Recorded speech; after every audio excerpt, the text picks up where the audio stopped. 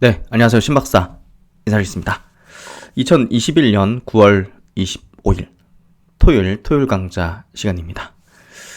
매주 토요일 강좌 준비하면서 어떤 유익한 내용으로 구성할까, 그리고 제 자신에게도 이렇게 어떤 또 공부해야 될 거리를 이제 찾을까, 이런 고민들을 하면서 주제를 잡고 이제 영상을 만드는데요. 이번 주 토요 강좌는 제가 지난 추석 특집이죠. 이렇게 포트폴리오 진단을 해드린 영상 있지 않습니까? 근데 못 해드린 사연들 상담 부분들이 많이 있거든요. 그래서 그런 내용들을 제가 웬만해선 다 해드리려고 합니다. 저한테 의뢰를 하신 분들. 그래서 그 내용들을 토요 강좌 시간에 조금 담아내려고 하고요. 결국 이제 추석을 기점으로 시장의 어떤 색깔 변화라든지 또 이제 변화의 어떤 모습들이 분명 나타나고 있는 것 같고요. 수급의 어떤 변화들, 이런 것들. 그래서 또 연말 그리고 내년 초를 대비한 어떤 포트폴리오 전략이라든지 이런 부분에 있어서 점검을 좀 해드리는 그런 시간들이 제가 볼 때는 좀 필요할 것 같고, 그런 부분들을 함께 고민할 수 있는, 지금 저한테 의뢰하신, 상담 요청을 하신 분들의 계좌가 많이 겹치는 분들이 많을 거라 생각합니다. 그래서 그런 것들에서 어떻게 대응을 할까, 이런 고민들을 제 이제 시각으로 이제 풀어내고 할 텐데, 그런 것들 여러분도 한번 들으시면서 같이 한번 고민해보고 또 현명한 판단을 해보는 그런 시간 한번 함께 가져보도록 하겠습니다. 먼저 이제 요분 사연인데요. 프라이빗한 그런 어떤 개인, 그런 어떤 아이라든지 필명이라든지 이런 것들은 성명, 이런 것들은 제가 다 가렸으니까요. 그건 좀 이해하시면 될 것 같고, 고민하다가 힘들면 전화라는 글귀를 보고 용기 내서 글을 남깁니다. 작년에는 진짜 그냥 운으로 수익을 냈다면 올해는 정말 어렵네요. 투자금과 손실 %입니다. 어쩌다 보니 지금은 다 마이너스네요. 이렇게 고민을 하시다가 올려주신 것 같고요. 지금 보면 총 매입한 금액이 6억 6천 정도 이렇게 되시고, 미실현 손실이 한 1억 정도, 그러니까 마이너스 1억 정도가 지금 계좌에 찍혀 계신다는 거겠죠? 그래서 보면 종목들을 보면 제가 분석해드린 종목도 있고 뭐 아닌 것도 이렇게 섞여 있는데, 전부 다 이제 마이너스입니다. 마이너스고, 지금 셀트론, 제가 노란색으로 좀 표시했죠? 셀트론이 지금 매수하신 금액이신 것 같아요. 5억 900. 그러니까 계좌 전체가 결국은 이제 셀트론의 어떤 그 등락에 따라서 계좌의 평가 손실이 이제 평가 손익이 이제 왔다 갔다 하는 그런 부분이고, 이 계좌는 결국 이제 셀트론에 달린 문제입니다. 비중 자체가 월등하게 지금 압도적으로 차지하고 있기 때문에 뭐 하나 시스템 660만 원 갖고 있는 거, 이거 의미가 없죠. 계좌 전체적으로. 그러니까 어떻게 보셔야 되냐면, 예를 들어서 우리가 이제 주식 계좌를 이제 2분의 이제 2입에서 말씀드리죠. 6.6억을 지금 주식을 한다. 근데 660만 원 들고 있는 건 지금 사실 뭐 의미가 없죠. 1% 비중이잖아요. 660만 원 1% 비중이죠. 그럼 1%의 비중을 갖고 있는 종목은 계좌 전체 어떤 흐름에 있어가지고 의미가 없잖아요. 저는 단 한 종목도 1% 정도 비중 갖고 있는 건 없습니다. 이거는 의미가 없잖아요. 무슨 의미인지 아시겠죠? 아니, 계좌에서 어느 정도 5% 정도는 최소한 어떤 종목이 들어가 있어야 된다는 거죠. 그래서 이 정도의 비중, 뭐 630만 원 이렇게 차바이오텍 들고 있잖아요. 의미가 없는 거죠. 140만 원 엔젠바이오 들고 있죠. 의미가 없어요, 이거는.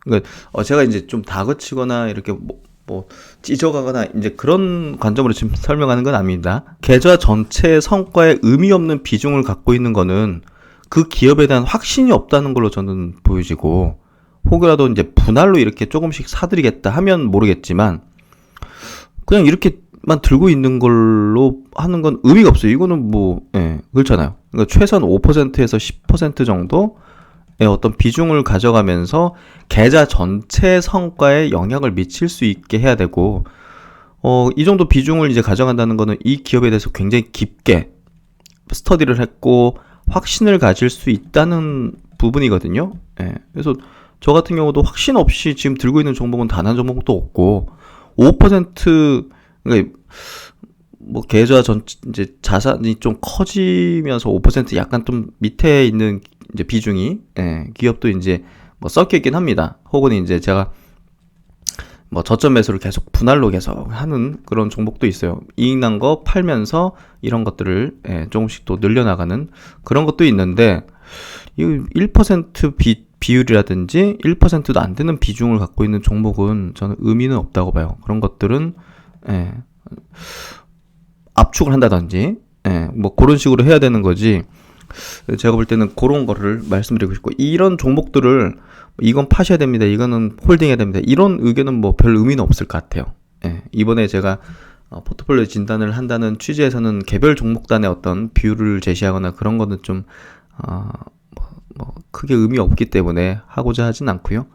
어쨌든 전체 이제 계좌를 어떻게 운영하고 있는지, 그러니까 결국은 이제 주식 투자를 계속 해나가야 되잖아요. 관리의 어떤 영역에 있어가지고. 그렇다면 어떻게 운용해 나가는가, 어떻게 운용해야 이제 주식 투자에서 어떤 성과를 꾸준하게 내고 퍼포먼스를 낼 수 있는가. 6억 6천으로 10억을 만들고 20억을 만들고 이렇게 목표를 잡고 해야 되겠죠. 예. 아니면 이제 뭐 은퇴하신 분들이나 이렇게 좀 노후 자산을 가지고서 좀 안정적으로 굴리고자 한다면 연평균 한 10% 정도를 목표 잡아가지고 적절하게 이제 연 배당도 분기단이라든지 이런 거 나올 수 있는 종목들로 이렇게 좀 어느 정도는 뭐 한 포트폴리오 한 20% 30% 정도를 뭐 분기 단위로든지 반기 단위로 배당이 좀 들어올 수 있게 하는 그런 형태의 어떤 종목들도 좀 섞던지 이런 식으로 할 수 있어야겠죠. 그래서 제가 이제 자문사를 하게 되면 그 연령대, 자산의 어떤 배분이 어떻게 되는지, 뭐 부동산, 예금, 주식 이렇게 어떻게 되는지 이런 것들을 다 이제 1대1 자문이 가능하니까 그걸 다 파악하고 나서 적절한 포트폴리오를 이제 만들어 드리는, 그게 제가 이제 1대1 자문 이제 금감원 승인 받고 나서 하게 되는 그런 투자 자문 회사 운영할 때 자문 스타일이 될 거거든요. 예. 그러니까 결국은 이제 이분이 어떤 성격이신지, 어떤 상황이신지, 예? 은퇴를 한 5년 앞두신 분인지, 30대 이제 앞으로 많은 돈이 들어가고 자녀 교육이라든지 내 집 마련이라든지 많은 그런 것들이 들어가야 되는 사람인지를 판단하고 나서 이제 포트폴리오를 제가 제시를 하는 거죠. 저는 이제 굉장히 공격적인 스타일부터 시작해가지고 지금은 어느 정도 좀 안정 스타일의 어떤 흐름으로 좀 왔는데요. 제가 30대 초반이야 얼마나 공격적으로 했겠습니까? 예. 시드머니를 만들려고 하는 스타일의 거래도 있었고, 예. 그러면서 지금은 어느 정도 단기 거래를 완전히 안 하진 않지만 굉장히 이제 비중이 낮거나 그 많은 횟수를 하지 않는단 말이에요. 그냥 확실한 어떤 케이스가 발생되면 거기에 이제 일부의 자금들을 그냥 넣었다가 이렇게 단기적으로 좀 나오고 하는 식으로 하지, 지금은 대부분을 굉장히 좀 롱텀한 거라든지 아니면 사이클적으로 한 달에서 한 3개월 안짝으로 저는 목표를 잡는 거래 전략들을 주 메인으로 많이 가지고 있거든요.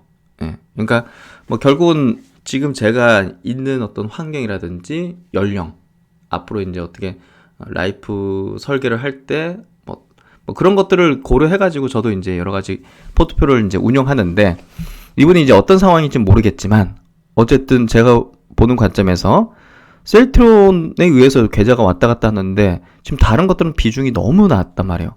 그러니까 전체 계좌 성과에 의미가 없을 정도의 비중 정도밖에 안 되기 때문에 이거는 셀트리온을 뭐 어떻게 비중을 확 낮춰가지고 다른 어떤 그 공격적으로 뭔가 좀 종목마다 비중을 한 10%씩 가져가면서 정말 확신하는 종목들로 쫙 깔던지, 뭐 단기적인 모멘텀이라면 10월 달에 뭐 예를 들면 게임이라면 신작이 있는 것들, 뭐 바이오라면 학회 모멘텀이 있는 것들, 뭐 우주 모멘텀이라든지 뭐 그런 것들이 있는 것들을 뭐 단기 모멘텀상 뭐 한 30% 깐다든지, 예. 그러면서 이제 뭐 캐시를 좀 주기적으로 좀 확보한다든지 이런 식으로 한다든지 하는 게 있어야겠고, 예를 들면 아니면 뭐 일부 배당을 하면서 나는 좀 안정적으로 캐시플로우를 좀 확보해 나가겠다. 내가 이제 국민연금 은퇴하고 나서 150만 원 정도 받는데, 야, 여기서 주식 쪽에서 그래도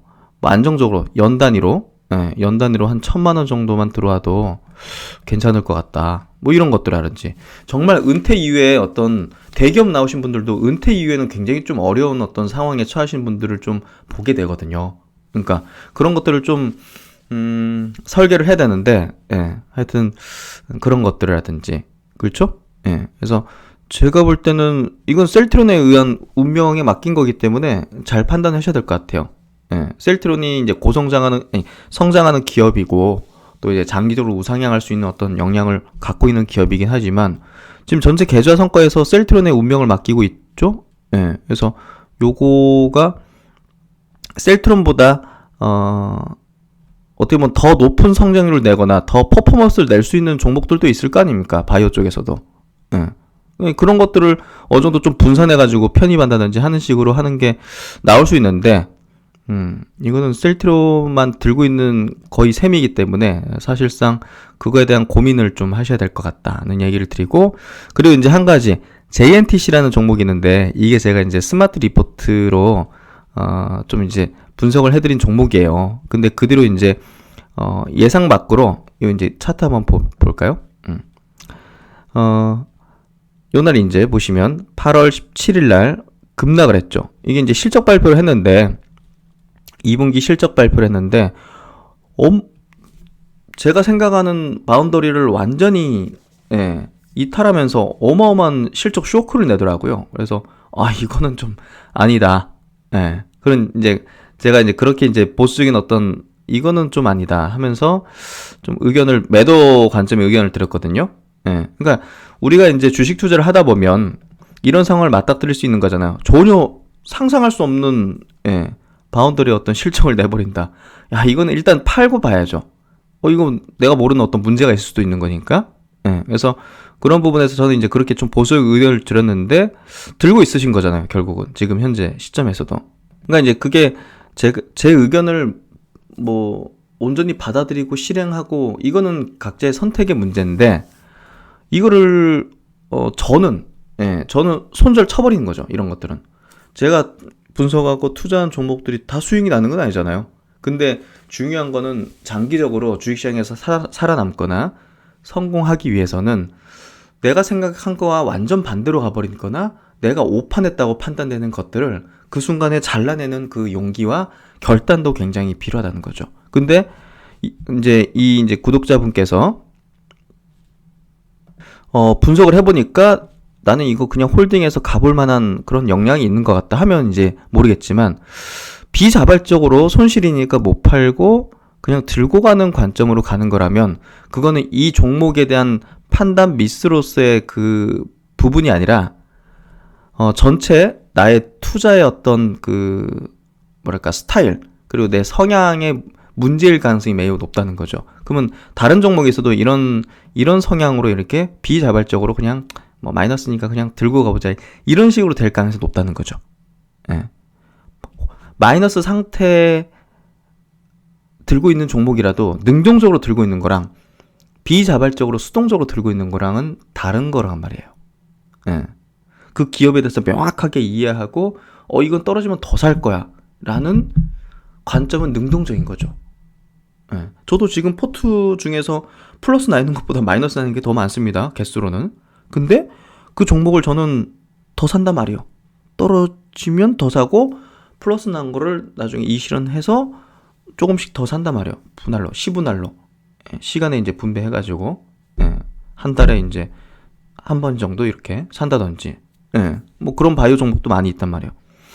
능동적으로 해야지 수동적으로 해서는 안 된다는 얘기를 드리고 싶은 거예요. 이 부분을 이해하시는 분들은 향후에 시간이 지날수록 성과 자체가 달라질 거라고 봅니다. 이걸 이해 못하시고 뭐 뭔 소리 하는 분들은 제자리일 가능성이 매우 높습니다. 그래서 이 부분에 대해서 분명히 이제 고민을 하셔야 된다는 생각이 들고, 그래서 제가 드리고 싶은 해결 방안, 조언은 셀트론에 묶여있는 비중을 이게 이제 플러스 돼서 이제 팔던 이거에 운명을 맡기는 투자는 저는 별로 좋진 않다고 봅니다. 계좌 전체에서 지금 차지하는 셀트론의 비중이 너무 막대하고 80% 넘는 거잖아요. 막대하고 나머지 종목에 대한 종목별 비중이 너무 낮기 때문에 별 의미가 없는 비중 정도이기 때문에 제가 볼 때는 조금 더 분산의 어떤 전략으로 좀 나가고, 그리고 이제 종목들을 볼 때 조금 더 확신을 가지는 소수의 종목이 좀 압축하는 그런 스타일로 좀 변모하는 게 필요하다. 그렇게 좀 의견을 드리고 싶다는 걸로 한번 생각해 보시면 좋을 것 같습니다. 그리고 이제 비슷한 사연이라 가지고 제가 같이 연결해서 조금 진단을 좀 해드리면, 요분도 이제 보면 비중이 다른 종목 굉장히 낮은데요. 사연부터 먼저 보죠. 안녕하세요, 신박사님. 작년 20년 6월부터 본격적으로 주식에 입문한 40대 중반의 주린이입니다. 여유자금 2억으로 하고 있으며 신박사님의 목소리를 매일매일 듣고 있습니다. 회사 생활이 바쁘기에 즉각적으로 대응하기는 힘들고 밤낮으로 열심히 경청하고 있습니다. 글재주가 없어서 댓글 장성을 자주 안 하는 편이지만 좋아요는 항상 누르고 있습니다. 네, 감사합니다.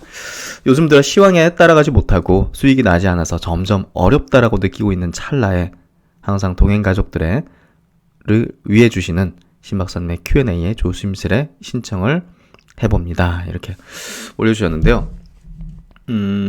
올해 들어서 이제 수익이 좀 안 나거나 지지부진한 거는 뭐 당연한 것 같아요.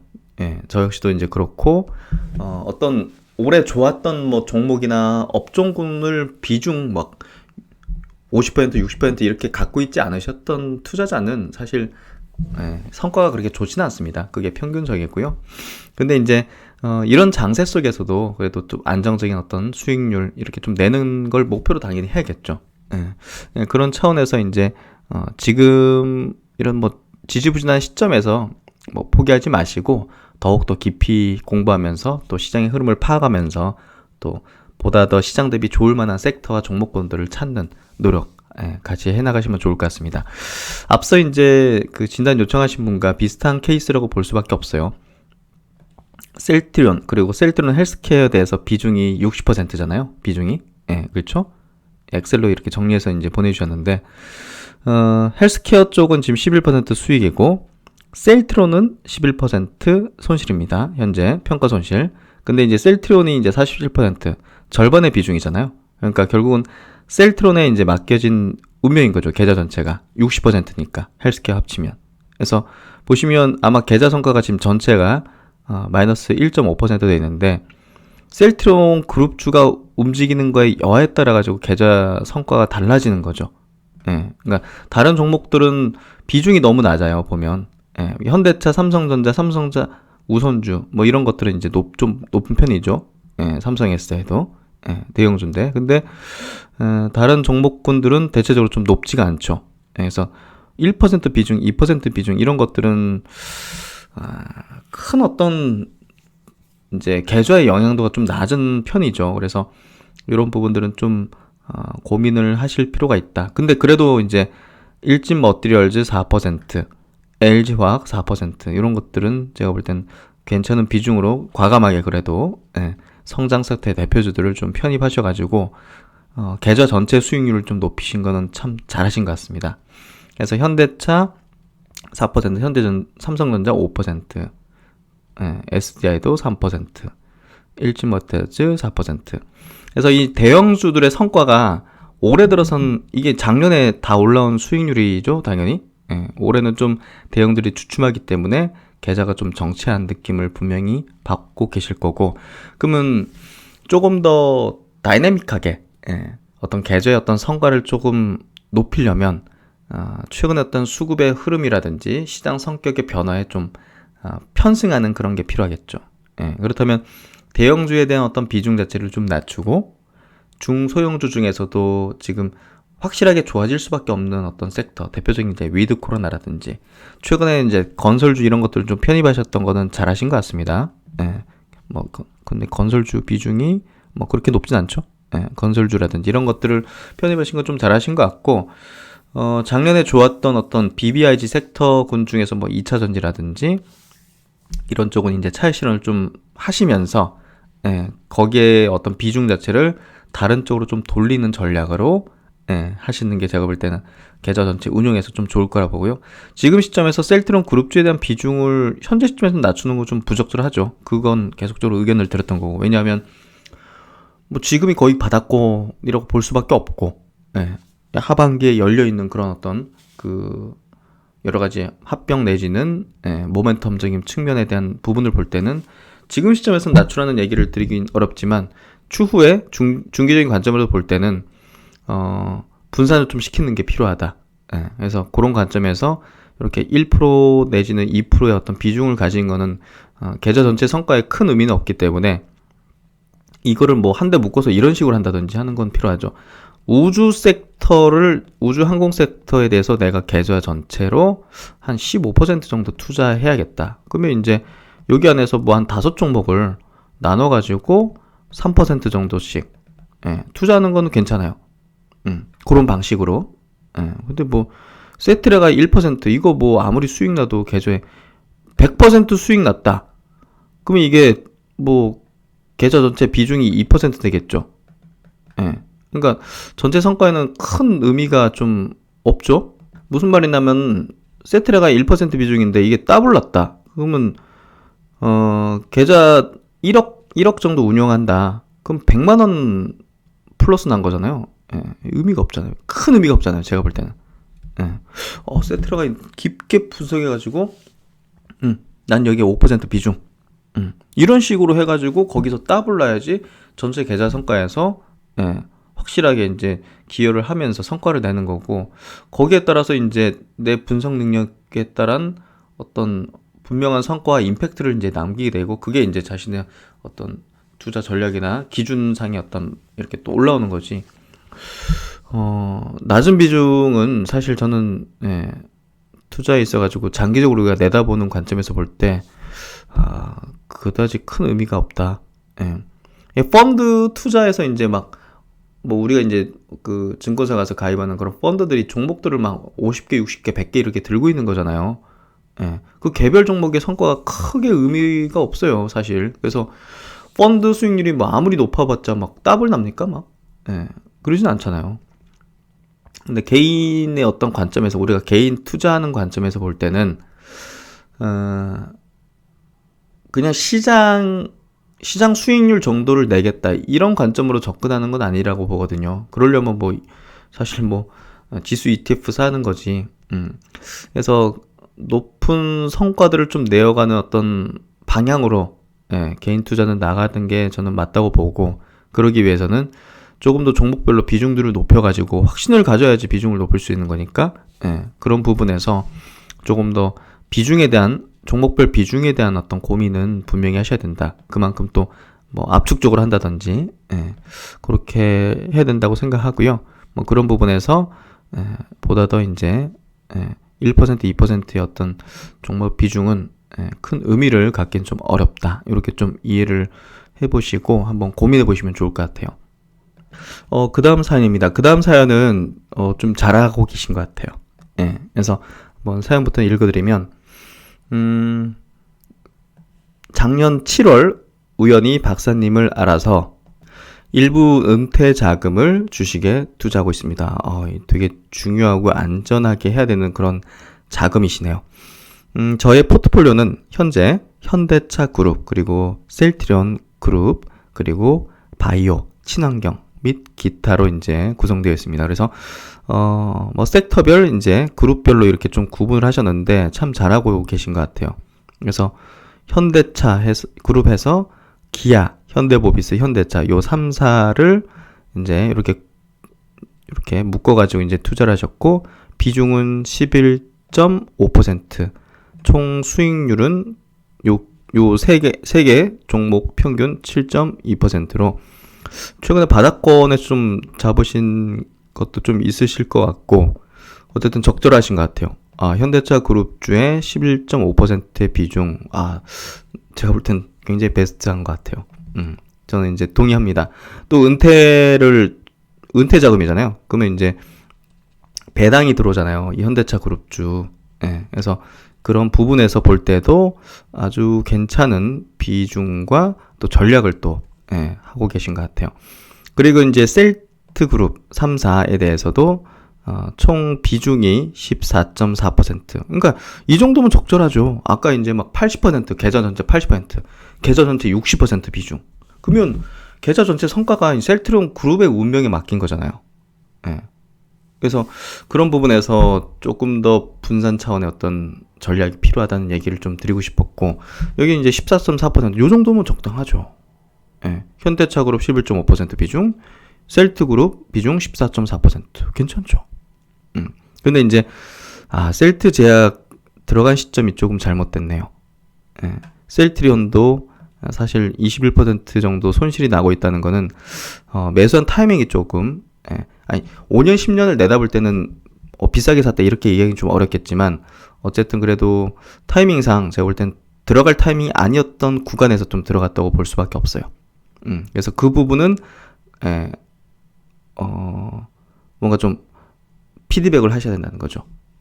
서로 이제, 셀트리온 헬스케어가 6.5% 정도 손실 구간 해서 셀트리온이 6% 비중, 셀트제약이 3.4% 비중, 셀트리온 헬스케어가 5% 비중 해서 셀트리온 그룹에서만 평균은 이제 20% 정도 손실을 이제 내고 계신데, 지금 시점에서는 뭐 제가 볼 때는 뭐 올라올 수 있다고 봅니다. 그래서 지금이 낮은 단계, 낮은 위치에 있기 때문에 너무 고민 안 하셔도 될 거라는 생각이 들고요. 비중에 대한 부분은 참 잘 하고 계시다, 이런 저는 생각이 좀 듭니다.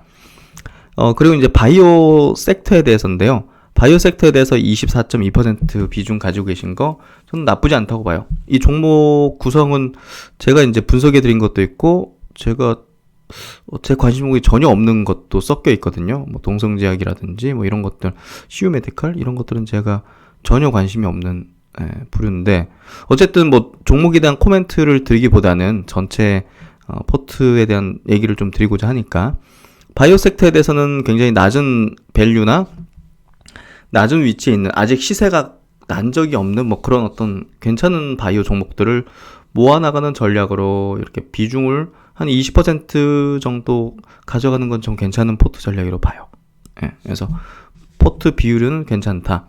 그리고 적절하게 이제 분산을 하면서 이렇게 쭉 이렇게 깔아버리는 것도 괜찮은 전략인 것 같다. NKMX가 최근에 올라오면서 비중이 좀 높아지신 것 같고 7%. 그러면 이제 적절히 이제 뭐 올라오면 일부 차익 실현이라든지 이런 식으로 하는 거죠. 그러면서 낮은 단계 또 있는 바이오 주식들을 조금 더 이제 뭐 NKMX에서 이익이 나면 한 절반 정도 팔아가지고 그런 걸로 교체 매수해서 저가 매수하고 비중 늘리고, 저 그렇게 하거든요. 그래서 그런 전략으로 대응을 하면 적절하게 안정적으로 저는 할 수 있다 보고요. 그리고 친환경 쪽으로 이렇게 비중 가져가시는 거 참 잘하신다고 생각해요. 6% 정도 친환경에 대해서 이제 비중을 이렇게 가져가시는데, 친환경은 타이밍이 조금 뭐 아쉽긴 했지만, 그렇죠?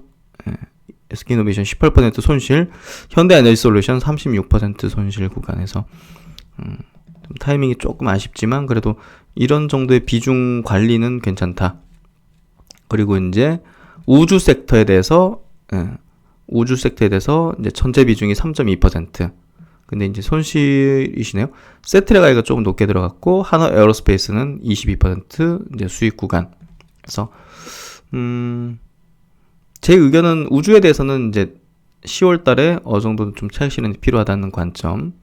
그리고 건설업종에 대해서 최근에 편입하신 것 같고, 건설업종에 대해서 HDC 산업개발 2.6% 비중, 금호건설 4% 비중. 그래서 건설주 비중 좀 가져가시는 거, 도합 6.6% 정도 비중 되겠네요. 건설업종. 뭐 괜찮은 전략이시라고 생각합니다. 그리고 기타로는 다양하게 좀 포진한 것 같은데, 기타로 40% 비중이네요. 기타로 보니까 40% 비중. 여기 보니까 삼성전자 비중이 좀 높으시구나. 12.5%. 뭐 가져갈 수 있다 봅니다. 삼성전자 배당도 분기로 주고 있고, 예. 뭐 삼성물산도 2.5%. 근데 서울반도체는 이게 LED 관련주잖아요. 사실 뭐 고성장할 수 있는 그런 섹터군에 포함된 건 아니라 가지고, 예. 저는 전혀 관심이 없는 종목인데 이제 들어있어서 한번 언급을 드리고요. 파워로직스, 진메텍스 이런 것도 이제 제가 관심은 없는 종목인데 잘 모르겠네요. 뭐 하이브에 대해서는 뭐 좋은 관점으로 많이 말씀드렸던 것 같고, 에이스테크는 이제 5G인데 48% 손실 구간이잖아요. 이런 것들은 고민이 필요하죠. 예. 뭐 천에서 조금 더 전망 높은 단기 모멘텀을 갖고 있는 걸로 교체해서 조금 더 빨리 회복을 선택하든지, 이거는 하반기에 나아질 가능성도 있긴 하지만, 5G는 조금 보수적인 전략을 항상 언급드린 게 사실상 선택의 문제가 될 것이다. 팔고 그냥 딴 걸로 빨리 더 좋은 걸로 그냥 갈아타든지 하는 게 나을 수도 있는 거죠. 그래서 전체 포트에 대한 부분은 괜찮은 것 같은데, 여기서 이제 말씀하신 게 현재 관리하는 종목 수가 31개로 너무 많은 것 같은 느낌도 들고요. 뭐 종목 수 부분보다는 섹터별로 구분 지어가지고 거기에 몇 종목을 딱 묶는 형태는 좀 괜찮다고 봐요. 그 안에서 기타로 묶여있는 종목들 중에서 제가 볼 때 좀 압축을 한다든지 쳐낸다든지 하는 그런 선택을 하셔도 괜찮을 거란 생각이 들고요. 기타 및 일부 바이오 등 주식을 매도하여 건설주, 음식료 등으로 변경하고 싶은데 매도 기준이 없어서 실천을 잘 못하고 있습니다. 이쪽으로 조금 사이클이 도래하고 있는 것 같으니까 이쪽으로 비중을 좀 높이시는 선택은 괜찮은 선택이라고 생각하는데, 매도의 기준이 없어서, 매도는 종목마다 뭐 다른 어떤 관점이기도 하고요. 더 나은 어떤 대안이라 생각하면 그냥 이 가장 마이너스 나고 있는 거 있죠. 그런 것들을 쳐내는 게 저는 가장 낫더라고요. 결국은. 그래서 그런 선택으로 뭔가 좀 고성장하는 어떤 종목군이 아니다, 뭐 그런 생각이 드는 것들을 뭐 쳐내는 거죠. 예를 들어서. 그래서 그런 선택으로 한번 해보시면 될 것 같고, 은퇴자로서 주식을 삶의 한 축으로 가져가려고 하고 있습니다. 뭐 맞습니다. 주식은 앞으로 이제 정말 은퇴 이후의 삶에서 중요한 어떤 수단이 될 거라고 생각합니다. 자금 운용에 어떻게 주식을 바라봐야 하는지, 주식은 10년 뒤의 삶을 위한 투자 관점입니다. 그런 관점을 가지셨기 때문에 보다 이제 마라톤 게임으로서, 마라톤 어떤 관점에서 이제 투자를 좀 보셔야 될 것 같고, 은퇴 이후에 이제 삶이잖아요. 그러면 주식 투자에 대해서 이제 좀 말씀드리고 싶은 게, 뭐 비중을 70% 막 80%를 어떤 특정 종목에 이제 갖고 있는 거는 옳지 않다고 보고요. 그리고 전체 주식 자산의 뭐 거의 대부분을 장기로 묶어버리는 것도 옳지 않다고 생각합니다. 은퇴 이후에는 캐시가 돌아야 돼요. 주기적으로.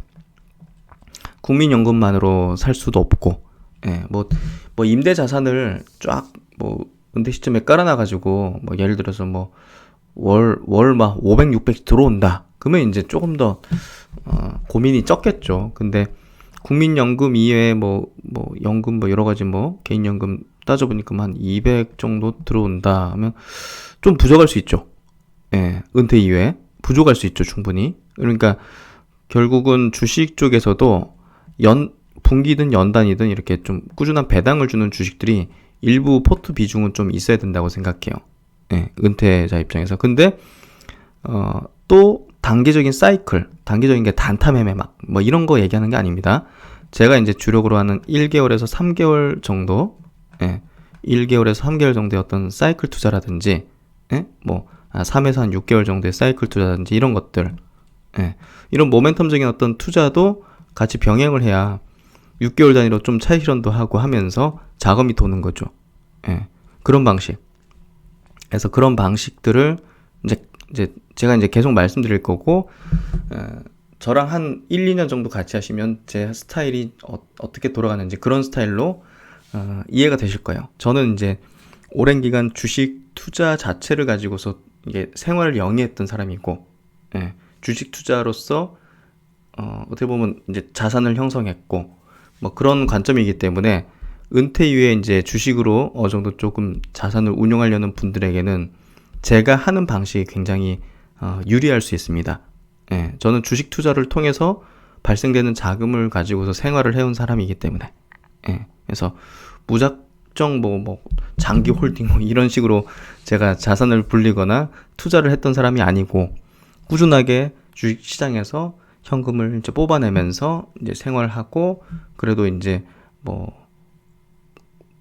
지금 시점에서 가난하게 살고 있는 건 아니니까, 예, 그런 관점에서 제 방식을 아마, 예, 받아들이시면 조금 더 은퇴 이후의 삶에 있어가지고 괜찮아질 거라는 생각을 합니다. 저는 그걸 자신 있게 말씀드릴 수 있는 게, 저는 그런 과정을 거쳐왔고 그렇게 해서 지금 그래도 안정적으로 살고 있다는 거죠. 안정적으로 돈에 대한 어떤 큰 걱정을 하진 않으면서 살고 있다는 거죠. 예, 그러니까 은퇴 이후에 어떻게 주식 투자를 해야 될까?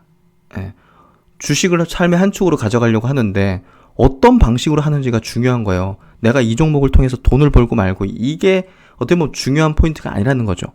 방식의 문제를 지금 찾아야 된다는 거예요. 은퇴하신 분들. 그 부분을 저랑 같이 하시면서 한번 고민을 해보시면 좋을 것 같아요. 제가 그렇게 해왔기 때문에.